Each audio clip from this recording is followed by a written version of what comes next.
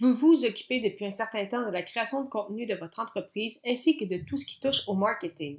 Il est maintenant temps de déléguer pour que vous puissiez vous concentrer sur ce que vous aimez réellement faire. Cependant, comment déléguer efficacement? C'est le sujet du jour. Les médias sociaux en affaires est votre rendez-vous hebdomadaire pour en connaître davantage sur les différents réseaux sociaux et les plateformes de création de contenu dans un contexte d'affaires. Chaque semaine, je, Amélie Delebel, répondrai à une question thématique qui vous permettra d'appliquer concrètement ces conseils pour votre entreprise. C'est parti!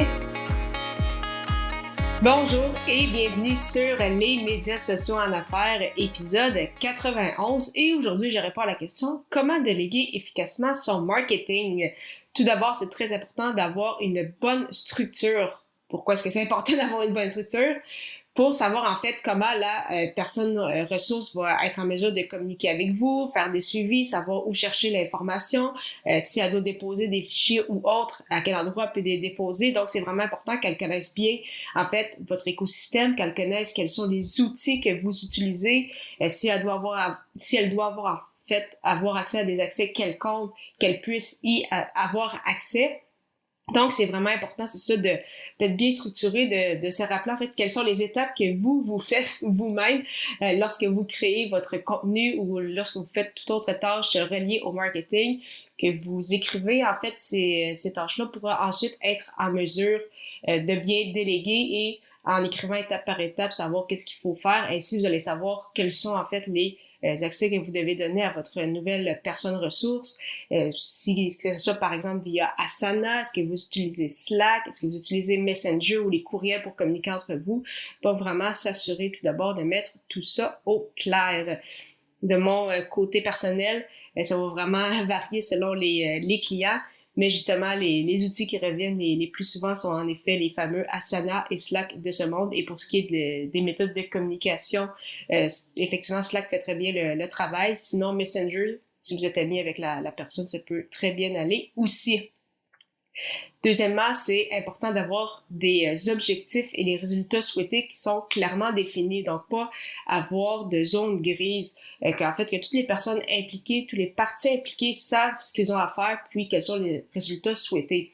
Et c'est ça aussi le grand avantage quand on délègue comme responsable, comme entrepreneur, c'est qu'au moins, vous savez un peu comment tout ça fonctionne, vous avez vu les résultats. Quand vous déléguez, mais vous souhaitez au minimum obtenir ces mêmes résultats-là, donc vous défaire de ces tâches-là et, dans le meilleur des cas, en fait, déléguer à quelqu'un qui a un peu plus d'expertise dans ce milieu-là pour ainsi obtenir de meilleurs résultats, mais c'est ça, il faut clairement définir le tout avec la personne ressource ou l'agence peut-être avec laquelle vous allez faire affaire pour justement s'assurer qu'il n'y ait pas de zone grise et s'assurer que les différents suivis se fassent bien au fil du temps et que justement les objectifs soient ainsi clairement définis pour savoir quels sont le temps que va avoir peut-être à consacrer à tout ça et quelles sont justement les retombées qu'on souhaite obtenir.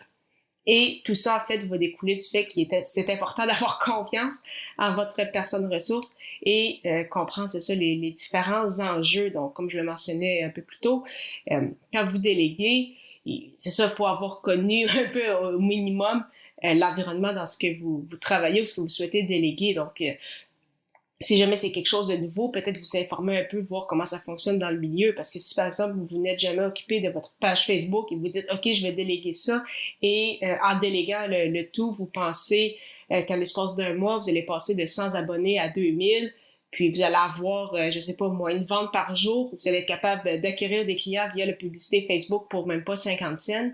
Il y a très peu de chances que cela arrive. Donc, c'est pour ça que c'est quand même important. Si ce sont des éléments avec lesquels vous n'avez pas l'habitude de travailler, justement, vous savez pas trop, OK, à quoi qu'on peut s'attendre comme résultat, peut-être faire des recherches et justement, lorsque vous allez contacter différentes personnes ressources ou des agences, voir un peu c'est quoi les fameux thresholds pour justement avoir une meilleure idée de quels sont les résultats possibles, tangibles, que je peux obtenir en déléguant le tout.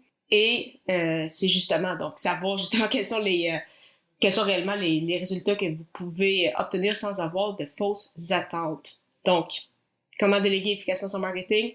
Tout ça part d'une bonne structure avec des objectifs clairement définis, donc pas de zone grise, que la personne ressource va savoir quels sont les outils que vous utilisez, qu'est-ce qu'est-ce que vous souhaitez obtenir et bien sûr de bien comprendre les différents enjeux selon les tâches que vous allez déléguer, que ce soit au niveau peut-être de la création de contenu, que ce soit pour la gestion de réseaux sociaux, que ce soit pour l'élaboration de calendrier de contenu, rédiger des infolettes, donc vraiment s'assurer que tout soit clair pour ainsi s'assurer une belle collaboration qui va durer dans le temps.